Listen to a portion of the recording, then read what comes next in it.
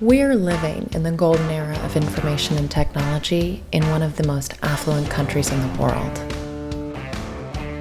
And our health has never been worse. We're losing our most precious resources, our health and vitality, to chronic disease. That's why we're fighting back with a team of healthcare professionals living and working in Eastern Washington to create an individualized and holistic approach to reclaiming health.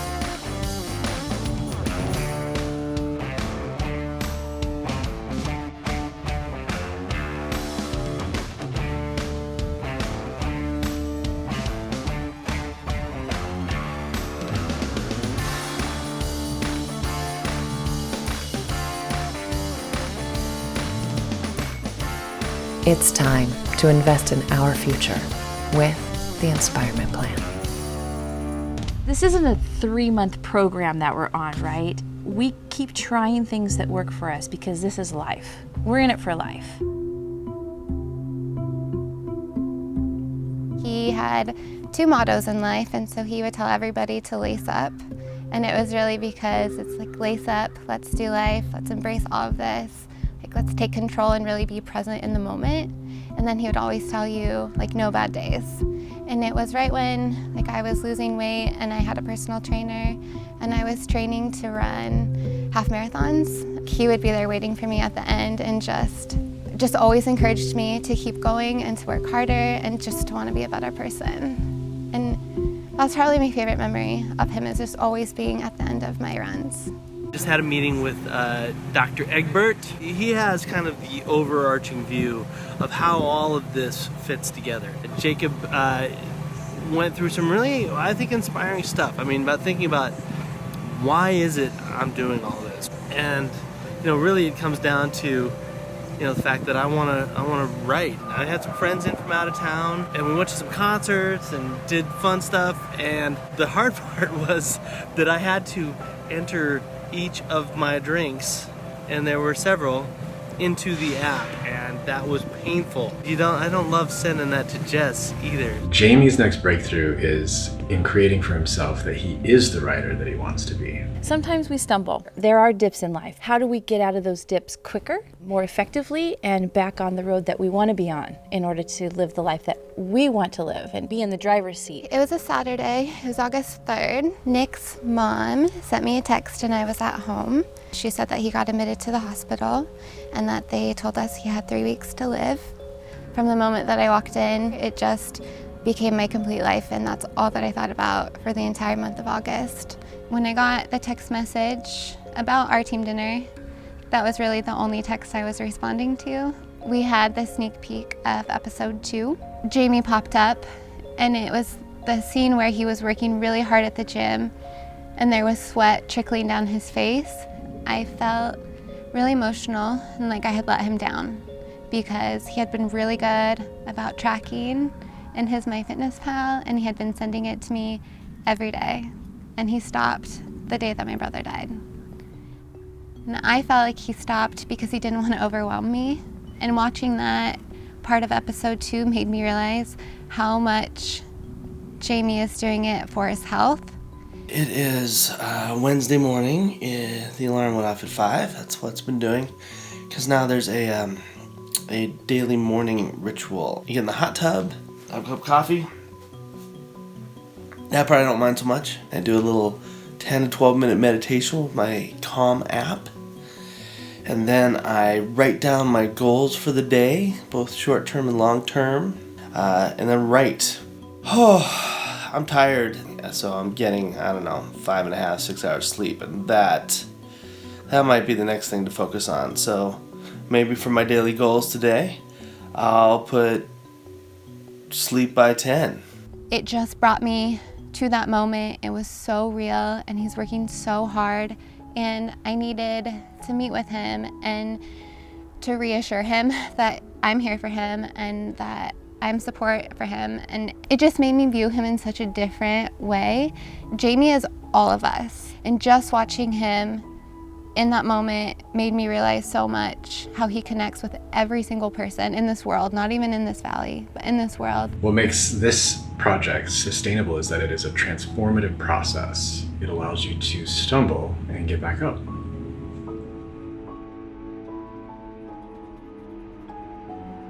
So Jamie was definitely ready for this change, which makes it so much easier. So it's been about 6 weeks since Jamie started. Jamie is definitely a lot stronger starting off than he kind of led us to believe. The ankle was a challenge for a little while with some of his mobility and stability on that leg, and he was not willing to give up with doing the movement so that he could get better. And that has shown, especially in the last couple weeks, a lot of those movements have gotten easier for him, and he's progressed in that, which allowed him to do the more difficult workout today. He did a traditional deadlift, which he hasn't done. He's been working on single leg deadlifts to build that strength and coordination, and then a dumbbell bench press. So really working on some bilateral strength and imbalances that you can hide with a barbell that you can't hide with a dumbbell. From the outside perspective,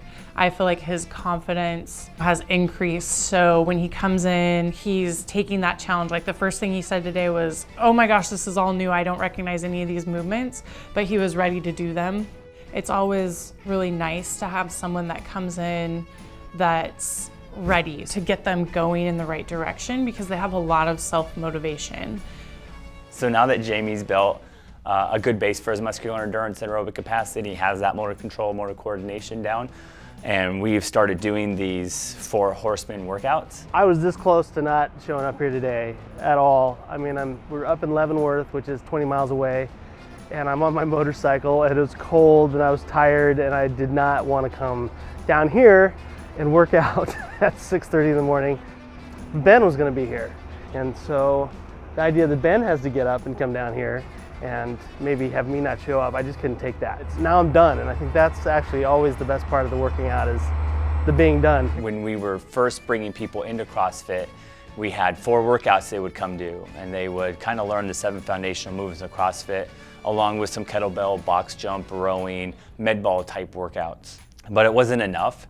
So that's why we do it this way now. So when we went back and we were renaming things, I wanted to be kind of creative. We renamed the first 4, the 4 horsemen. Apocalypse is the nemesis of the X-Men, and he has 4 horsemen. Today's workout was Plague, and I like to pick that one because of the Tabata workouts I feel are a very insidious type of plague that sneaks up on you, and by the end of it, you're not quite sure what happened.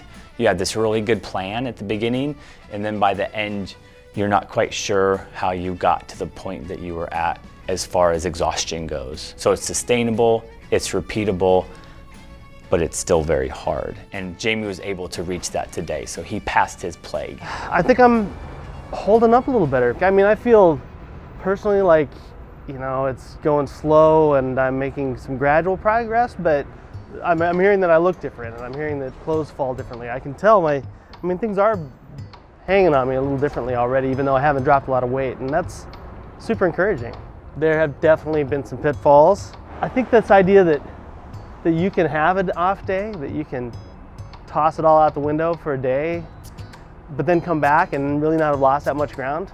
I don't know, like a couple days I lost kind of that motivation to just log everything that goes in my mouth. I wanted a day off, and then I felt bad. I go back and try and reconstruct it, but that's a mess. Not very accurate. So all I can do is, you know, from here forward, right? Over 6 weeks, I've done a lot of stuff, even if I've missed some days, and that stuff is having an impact. So trying to establish an actual morning routine, and I do a little meditation and then read and write. And it can be anything. I'm not even holding myself. It doesn't have to be the big novel project, and it doesn't have to be an article. It can be anything. So when I do it, all the stuff that comes after feels like, well, I've already done good stuff today, so whatever comes next is just kind of gravy. How are we successful at this thing that we call life? I'm going to talk to you about 3 different life hacks that I use personally. Journaling or meditation in the morning, reflecting, maybe having some sort of a planner, or having that support system out there where you can pick up the phone and say, hey, I could use a pick-me-up today. So the first thing I want to talk about is Journaling. So I write down 3 things that I'm grateful for, that I'm thankful for. I free flow for a while. And one other thing is the one thing that has to get done today. Make it the hardest thing, the one thing that you don't really want to do, the phone call you don't want to make. And when it's in black and white and you come back the next day and look at it, eventually you're going to start listening to yourself. The second life hack that I want to talk to you about is my passion planner. So this is my passion planner. Sometimes people make fun of me for it, and that's okay. You could use your phone, whatever it takes. When we fall off or get out of our routine or we're just not feeling ourselves, we think about those goals that we have, or we think about everything we have to do, and it just seems so big, right? How do we go back and break them down to the point where we're looking at it for a month, to the point where we're looking at it for a week? How about just day to day? The third thing I want to tell you about is phone a friend. Who is that one person that knows you, that you can count on to see things through a different lens and a different perspective to help get you out of your own head? I hit the tennis ball last week and it went better. I mean, I could run to the ball, the recovery was faster. I just played better. I had more energy. I mean, tennis is kind of an all full body activity, right? And my full body was hurting before, and so tennis wasn't going that great. I did win one day. An old buddy of mine who I used to beat all the time and I can't really beat anymore, he beat me the next day because I was tired, my knees were tired, but my friend's name's Eric. I think I got him. I think he give me another couple months. I think he's toast. Coming for you, Eric. Like, he lived those 2 sayings, slowly stop and no bad days, until the very end. And I asked him if I could have a small piece of his ashes to take with me on hikes so that he would never stop exploring. Grief is very different for everybody. I also have learned that it's very different for every death you go through. Through going to school to be a dietitian and through losing weight, like when my grandma died, I turned to food. And when Nikki died, I turned to the gym. I realized that that's where I have this really big support group, and while I didn't want to talk to anybody and I didn't really feel like being social, I could go there and people would just accept that. To know that it's okay to be sad, and know that it's okay that people know that you're sad. And that's really what will help you have somebody rebuild those blocks and really get on the path to the right direction again. Even though life has happened, and even though this whole month of August was gone and I really wasn't there for Jamie, life happens to all of us. And watching Jamie work really hard, it kind of lights my fire again, and that's what sparks my purpose, because I get to help him and now he's helping all of us.